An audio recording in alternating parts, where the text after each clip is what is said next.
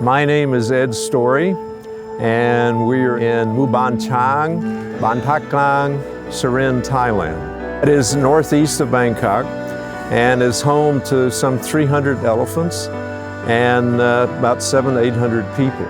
This particular village is home to the largest population of, or the largest density of elephants, I think, anywhere in Asia. The people who live here are Chao Goi, they're the Goi people.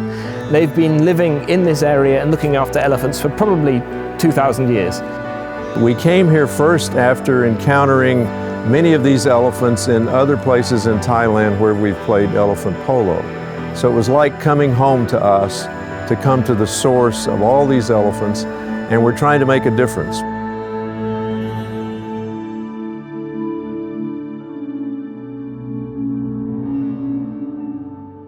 It was 49 years ago, almost to the day, that I first came to Thailand and I came to live here, which I did for about 2 years.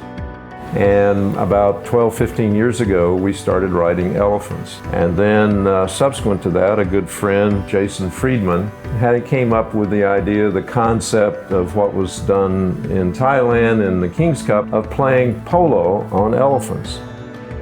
And then some 4 years ago, we began an elephant polo tournament in Baan Ta Klang, which means the village of elephants. And there we're focusing our support efforts on that particular village. It has over 300 elephants. It's the densest concentration of Asian elephants anywhere. We've known this elephant for a number of years, since her birth. And I'm going to ask the mahout how old she is and where she was born and when she came to Baan Ta Klang.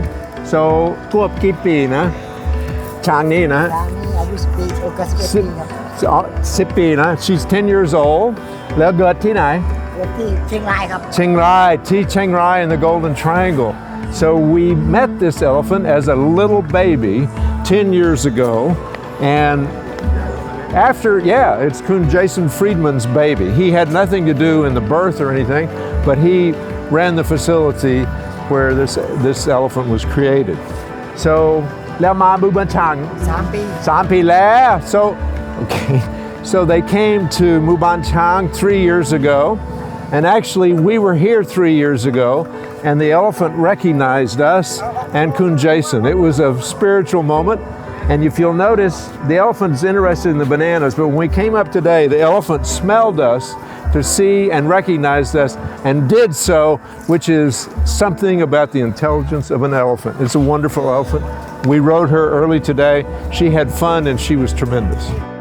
Because the elephants are here and because the people who control them, the mahouts, are here, this is the ideal place to do something. Not only is there no travel involved, the elephants can spend their nights in the forest, they come and meet us and play the game with us. Life is very easy for that. It also brings people here. So all of the players, they wouldn't necessarily come to this village. It's not on the tourist map of anybody, but it allows them to see how mahouts and elephants live and why they need help and why we need to be helping them. Other thing is that because it raises such a lot of money, it's very, very good to be here because people who are donating that money, the players, in the end the money comes from them, can see directly how it's going. The people in the village are Kui people.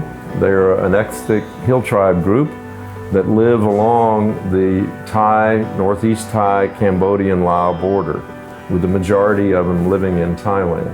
The history and the culture of the Kui people is so intertwined with elephants. They've done it for perhaps thousands of years. You'll see an elder mahout in a blessing the spirits. They're animist people.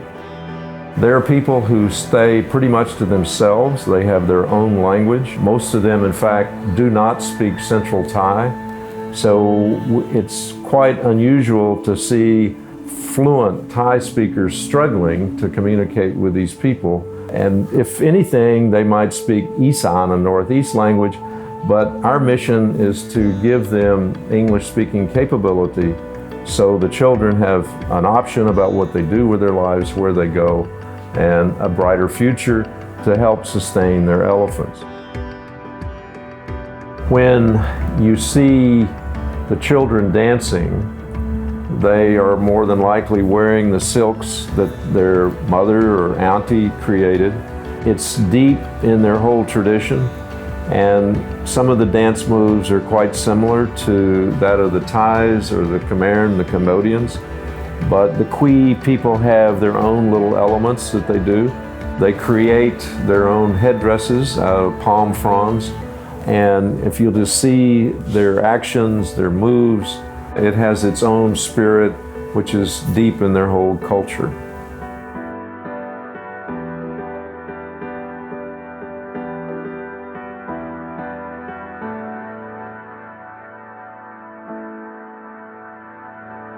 I'm Nigel Lee, and I'm very lucky to have been part of the elephant polo scene and the World Elephant Polo Association since 2003.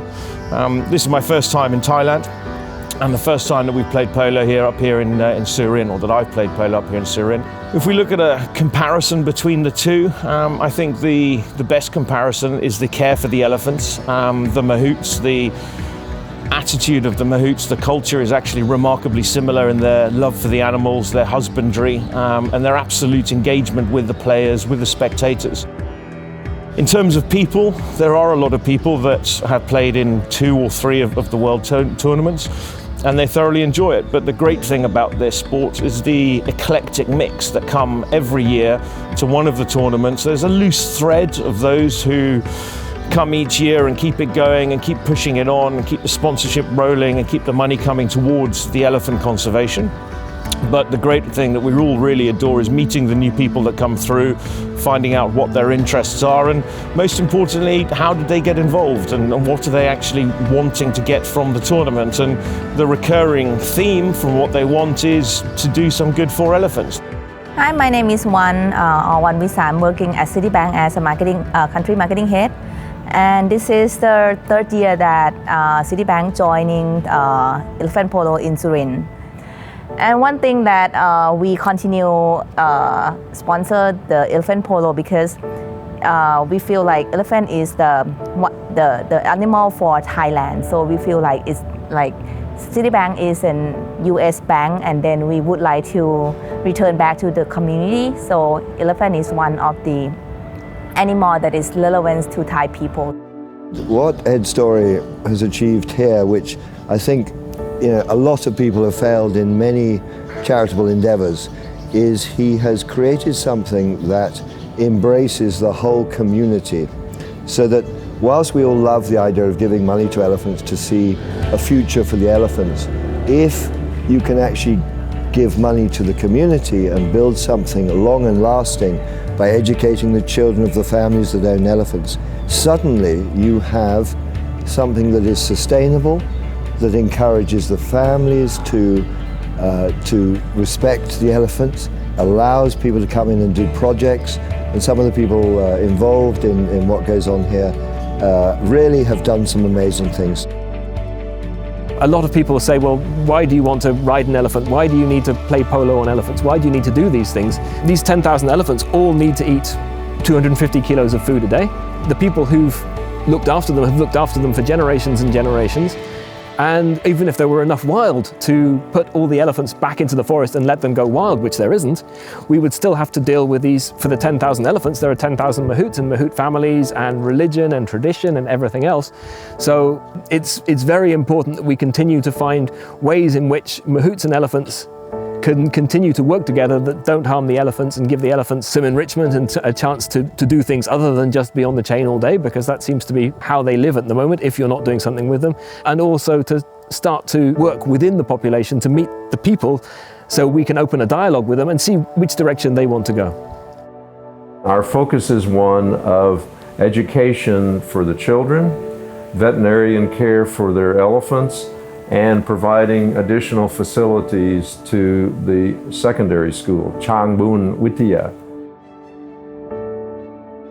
The power of our English educational program is a result of the strength of a wonderful lady called Kru O.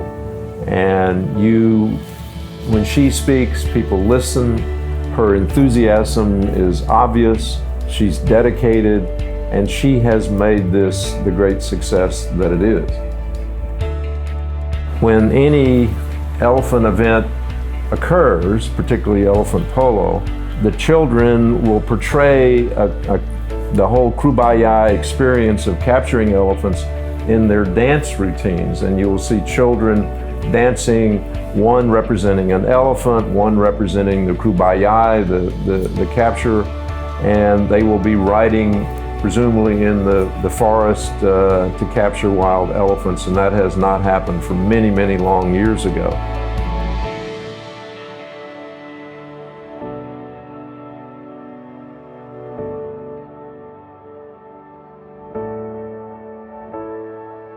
So we are at the primary school, and actually it's kind of where it all began, because we came here 4 years ago and played on elephants on this particular pitch. In fact, for the past 4 years, we've noticed a dramatic change in the students and their understanding, comprehension, and lack of shyness in speaking English. The amazing thing is the rate of advancement of the primary children, because they have no reservations about trying a second language. Their minds are freer, and it's not unlike we adults when we try to learn a new language that's so totally different from what they speak. So this is ground zero about where to start, and we just left the classroom and the progress is amazing.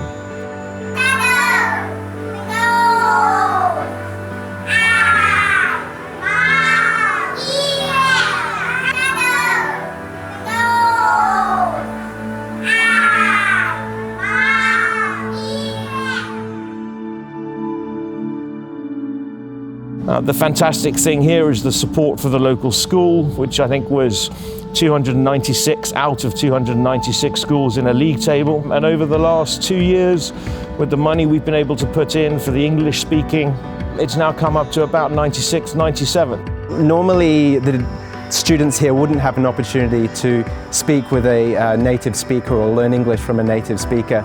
So the fact that they do means that they have the opportunity to study at a higher level in the future and possibly work in the tourist industry or anything really. Many industries need English, so it opens up many doors for the students. What we're going to see is a new generation of young mahouts with a different purpose and a different ideal, and with education supported by this charity, such that both elephants and people are being looked after.